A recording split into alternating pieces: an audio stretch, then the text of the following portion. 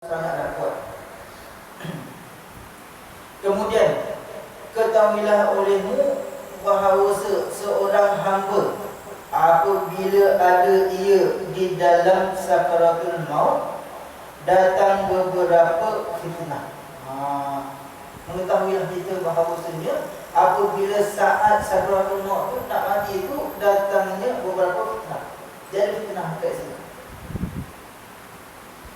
iaitu bahawasanya iblis menyuruh ia akan tenteranya kepada orang itu dengan memfitnahkan dia.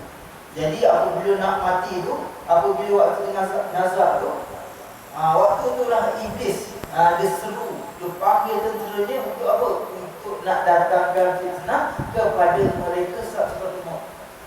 Yang ni yang terakhir sekali. Sebelum kita hidup ni macam-macam lah. Dia goda kita, dia daya kita jadi malas dan sebagainya. Tetapi nak dekat mati itu, dia kerah betul-betul. Supaya apa? Supaya dia nak mati itu dalam keadaan bukan muslim. Nak bersama dengan dia dalam neraka. Waktu itu kuat.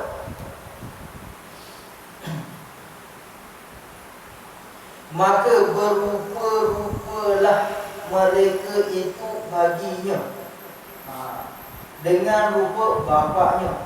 Syaitan tu, iblis tu, dia buat rupa. Rupa apa? Rupa bapak kita. Itu di antaranya. Dan ibunya, ibu yang tengah sakaratul maut tu, dan neneknya, dan saudaranya, dan umpama mereka itu daripada mereka yang mati dahulu daripadanya. Jadi macam-macam lah dia berubah. Kalau kita dah tua, jadi mak ayah kita dah pergi dulu daripada kita dah. Jadi waktu kita nak sakaratul maut tu, dia akan berupa bapa kita, ataupun nenek kita, ataupun ibu kita, yang mana mereka itu dekat dengan kita. Kadang-kadang dia berupa apa? Guru kita, alim ulama dan sebagainya, yang kita kenal, yang kita dapat, semata-mata untuk apa? Untuk nak menyesatkan kita.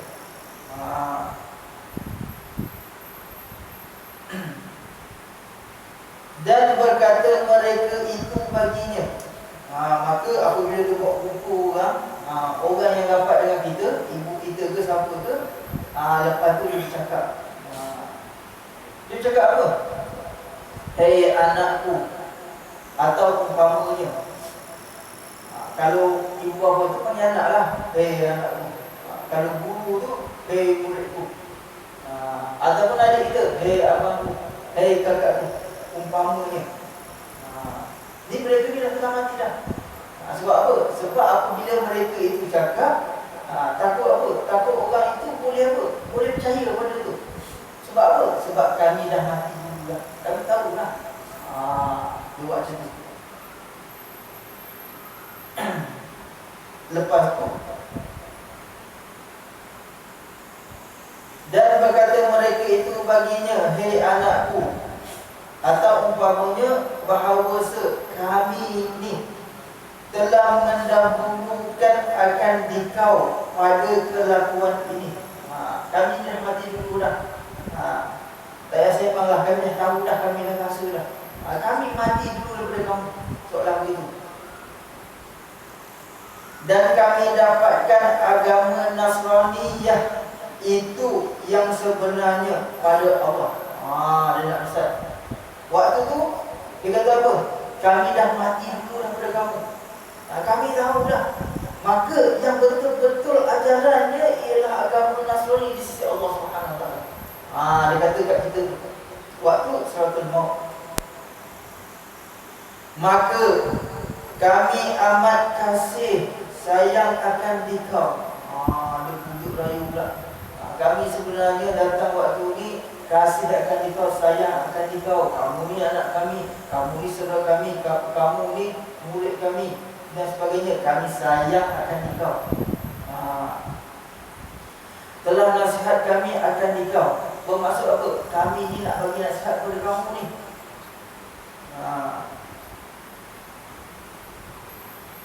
Mati olehmu atas agama Nasara. Kamu ni mati kena agama Nasrani. Tukar etikot kamu. Jangan agama Islam, agama Nasrani. Tukar. Sebab apa? Kami dah mati dulu pada kamu dah. Kami tahu dah yang mana betul di sisi Allah Subhanahu Wa Taala. Nampak dia punya kerja tu sampai sini. Kalau iman tak kuat, habislah. Maka jikalau enggan ia daripada mengikut mereka itu, nescaya datang yang lain pula. Jadi mula-mula bapak dia cakap tak boleh dah. Mak dia pula datang. Jadi dia tu sentiasa berubah-ubah. Lepas tu neneknya, lepas tu datuknya, lepas tu bukunya, sehinggalah apa? Kalau boleh tu dia jadi tukar agama pada mungkin. Dia cuba juga. Itulah di antara fitnah yang dahsyat.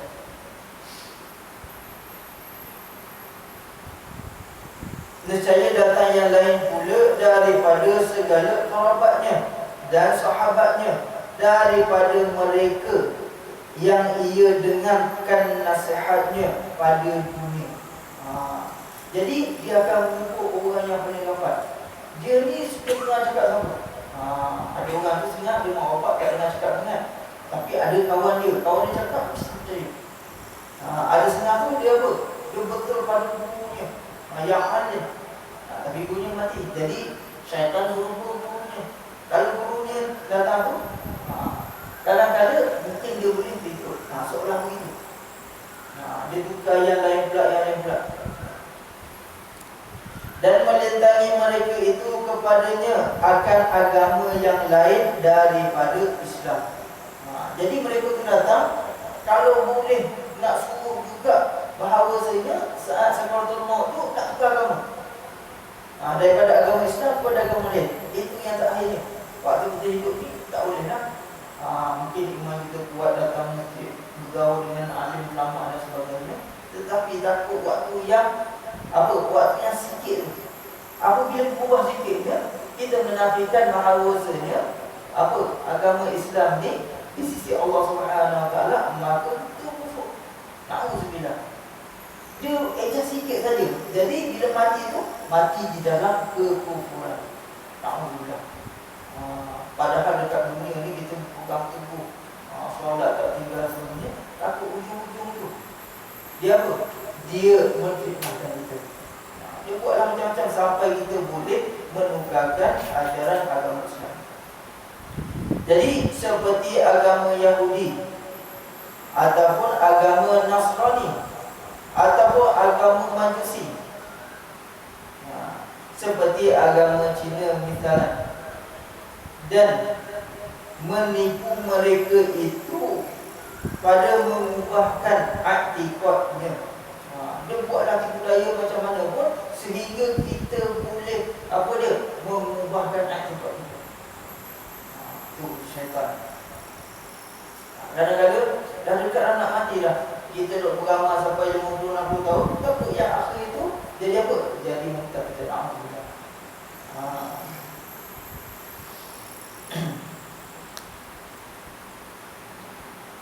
Jadi iktikadnya yang sebenar akan sebagai tipu, maka barang siapa yang menghendaki Allah akan celakannya, nescaya tergelincah hatinya, maka jatuh ia kepada su'ul khatimah.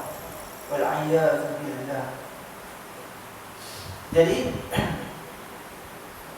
kita kena faham mati su'ul khatimah dengan husnul khatimah.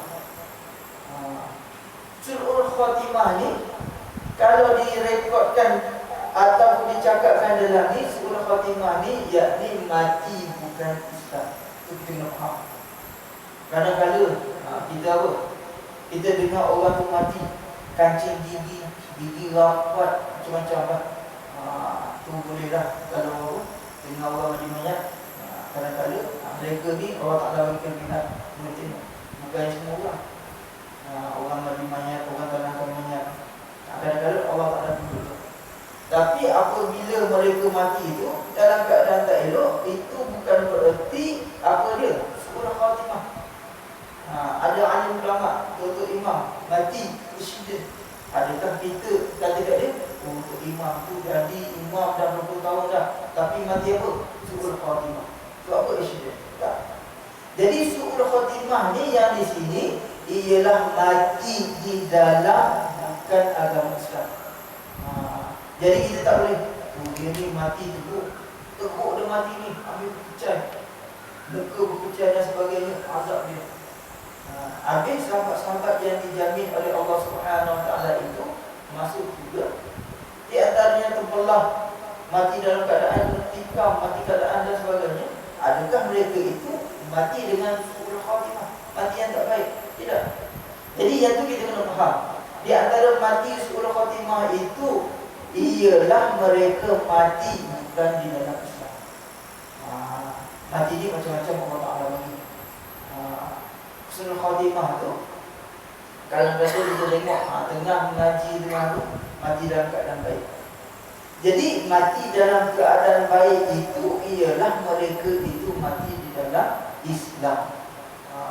Jangan kita duk kata, tengok tu Pak Mat tu mati, apa dia? Accident, pecah kepala. Janganlah tu lah orang kata yang buat begitu, yang buat begini, dia buat juga. Contoh. Jadi tak boleh kata macam tu. Sebab apa? Semua ialah benda ditakdirkan oleh Allah Subhanahu Wa Taala, dan itu adalah imannya. Dan kita pelajari sebelum ni bahawasanya tiap-tiap benda yang sakit, tiap-tiap benda yang datang musibah kepada kita, yang datang kepada kita itu ialah kafarah bagi kita untuk Allah Subhanahu Wa Taala nak mensucikan segala dosa-dosa kita. Jadi kita janganlah jaga mulut kita, janganlah kalau tengok orang mati tak elok tu su'ul khatimah tu. Habis. Kemudian al-fasl at-tasi' fi ma yahfazu Allah Ta'ala bihi al-iman wa fil fawaidil litashili al-maut. Bermula fasal yang ke-9 pada barang yang memelihara oleh Allah Ta'ala akan iman hamba yang mengamalkan dengan dia, dan beberapa faedah bagi memudahkan hati. Jadi ada caranya macam mana kita hendak mengekalkan iman. Dan di antara nanti yang disebutkan itu apa dia? InsyaAllah akan menjadi kekal iman kita sehingga akhir ayat. Iman ni apa? Iman ni kita membenarkan, kita percaya, percaya akan Allah, percaya kepada Rasul, dalam bentuk iman tu. Jadi macam mana kita hendak mengekali daripada sekarang sampai kita mati, ada beberapa caranya. Sebenarnya apabila kita tengok tu, takutlah syaitan nanti apabila saat sampai maut, maka dia apa? Dia hasut kita, takut kita termakan hasutan itu.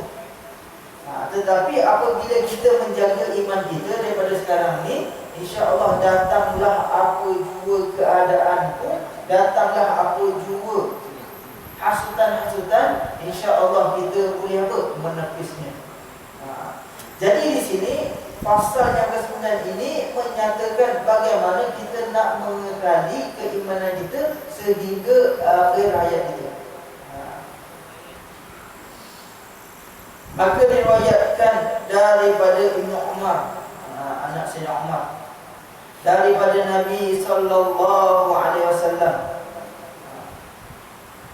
bahawasanya bersabda ia, yakni bersabda Nabi, barang siapa kasih bahawa memelihara oleh Allah Ta'ala atasnya akan iman hingga menjumpa ia akan dia pada hari kiamat. Yakni pegangan kita ahli sunnah wal jamaah, insya-Allah kalau diizin oleh Allah Subhanahu Wa Taala pada hari kiamat kita boleh bertemu Allah dengan keizinannya. Itu apa dia? Akidah ahli sunnah wal jamaah. Adapun kalau akidah Mu'tazilah, maka kita tidak baik macam mana pun, apa macam mana pun, kita tidak boleh melihat Allah Subhanahu Wa Taala. Itu sikit akidah. Jadi akidah Mu'tazilah ni dia lebih kepada dari atas. Jadi nak menceritakan daripada Sayyidina Umar, maka Nabi SAW pernah bersabda, apa dia?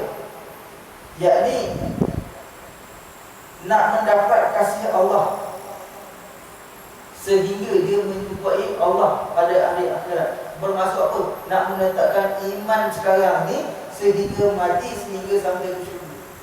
Nak tetap keimanan. Maka hendaklah sembahyang ia. Ini satu amalan. Maka hendaklah sembahyang ia tiap-tiap malam. Kemudian daripada sunat maghrib. Sembahyang malam, sunat maghrib. Ya, sembahyang malam, sunat maghrib. Dahulu daripada bahawa berkata-kata ia akan 2 rakaat, membaca ia pada tiap-tiap rakaat. Jadi sembahyang sunat maghrib 2 rakaat, sembahyang malam 2 rakaat. Ini amalan. Amalan apa? Amalan kita hendak menetapkan keimanan. Jadi akan Fatihatul Kitab sekali, dan Qul a'udzu birabbil falaq sekali, dan Qul a'udzu birabbin nas sekali, dan memberi salam ia daripada keduanya. Jadi macam mana? Jadi kita sembahyang 2 rakaat, macam biasalah awal tu Fatihah. Jadi rakaat pertama tu awal tu Fatihah, lepas tu kita baca Qul a'udzu birabbil falaq. Rakaat kedua kita baca Al-Fatihah, lepas tu Qul a'udzu birabbin nas. Solat malam dan solat apa sebelum sembahyang maghrib. Itu di antara satu amalan yang boleh menetapkan keimanan kepada Allah Subhanahu Wa Taala.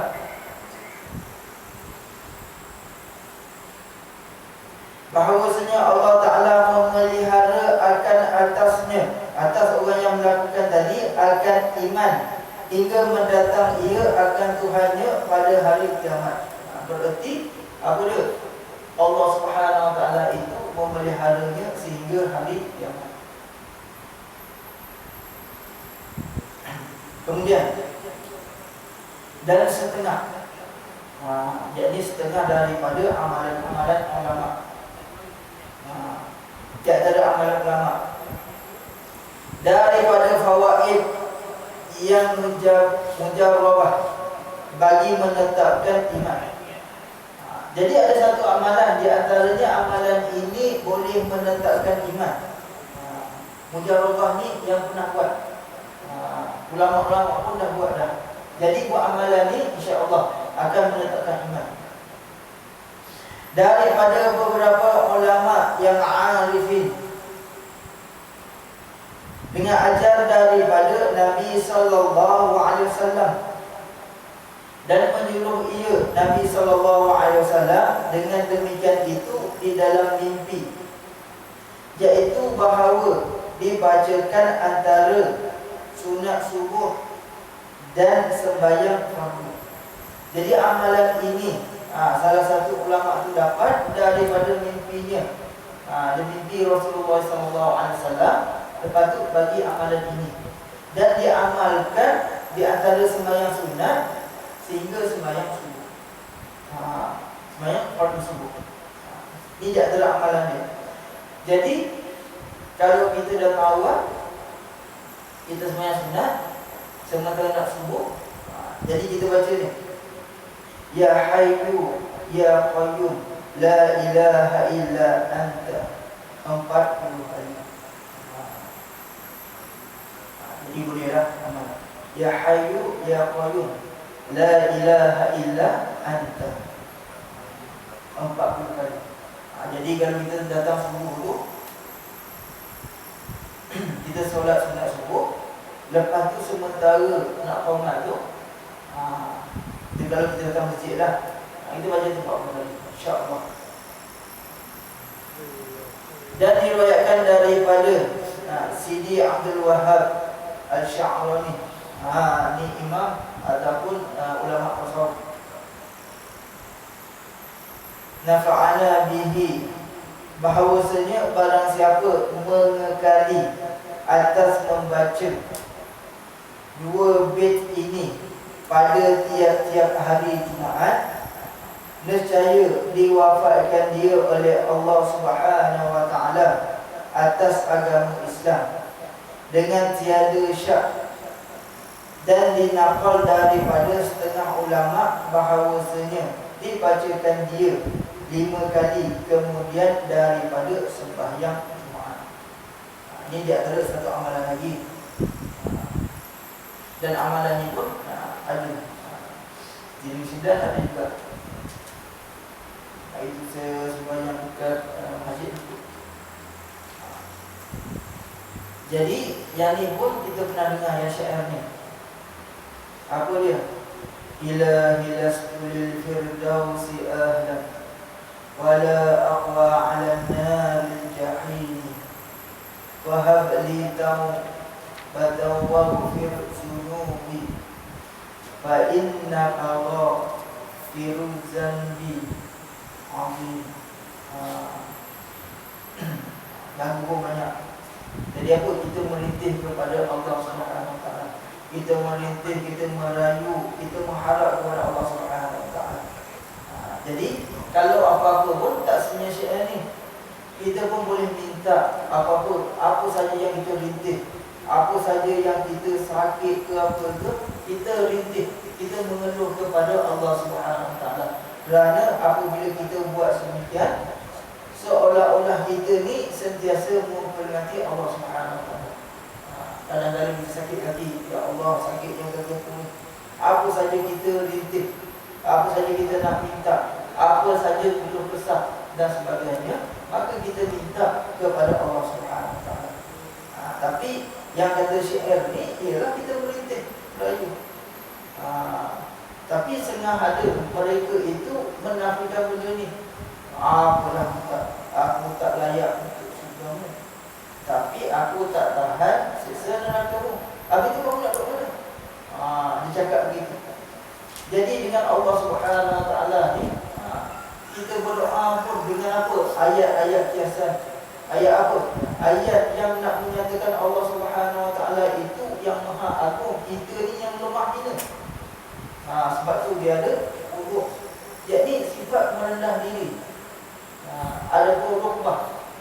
Apa? Kita rasa hina diri kita kepada Allah Subhanahu wa taala. Apa-apa pun kita nak merintih, kita nak minta, kita hinakan diri kita oleh Allah Subhanahu wa taala. Sebab itulah apabila kita solat, kita ada rukuk dan sujud. Dua benda ni tidak boleh buat di luar solat, tak boleh. Rukuk dan sujud tak boleh kita buat di luar solat. Hukumnya haram. Sebab apa? Sebab rukuk dan sujudlah kita menghinakan diri kita kepada Allah Subhanahu wa taala. Tak boleh hina diri kita kepada mana kita. Jadi kalau bentuk tahiyat awal berdiri, itu tak ada masalah.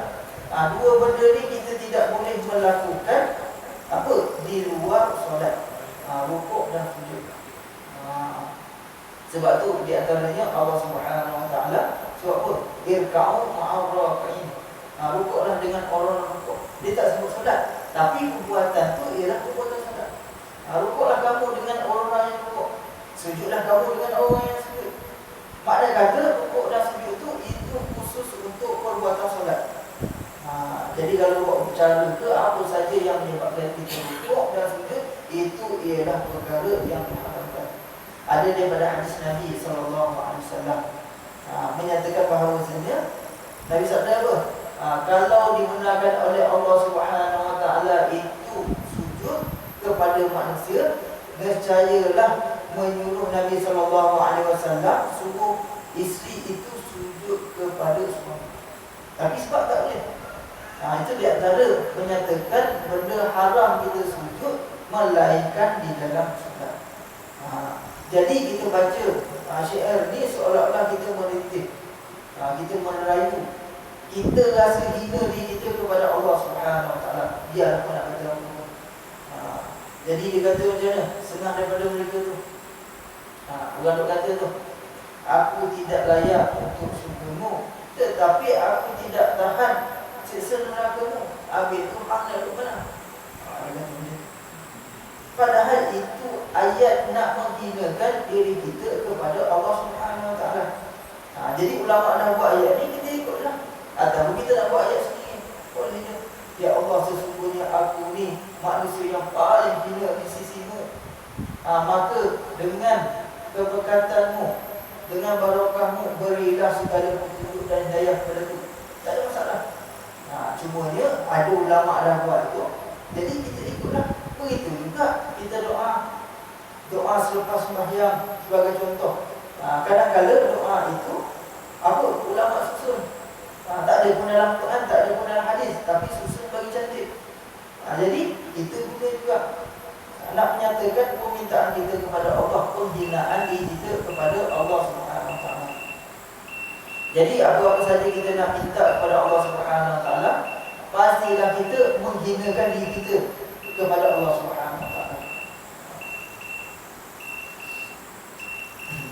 Jadi maksudnya apa?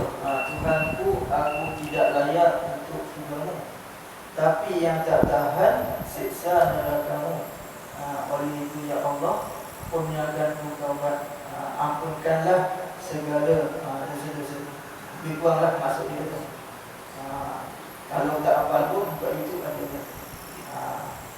Jadi saya itu sembahyang dekat masjid itu. Lepas sembahyang itu terus baca. Dia baca 5 kali. Kita diri lah selesai. Itu di antara waktu-waktu yang sekejap. Kalau kita tak hafal ni pun, doalah apa saja kita doa. Yang penting apa dia? Kita mengharap, kita merintih daripada Allah Subhanahu Wa Taala. Cukup sekadar tu.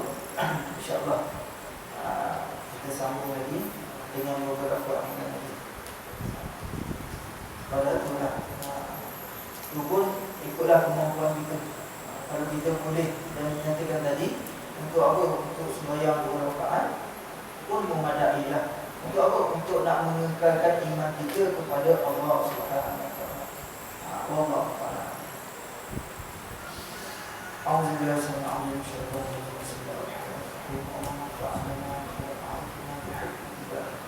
وانشر علينا من خزائن رحمتك وزكنا ما نسينا وعلمنا ما جهلنا برحمتك يا ارحم الراحمين.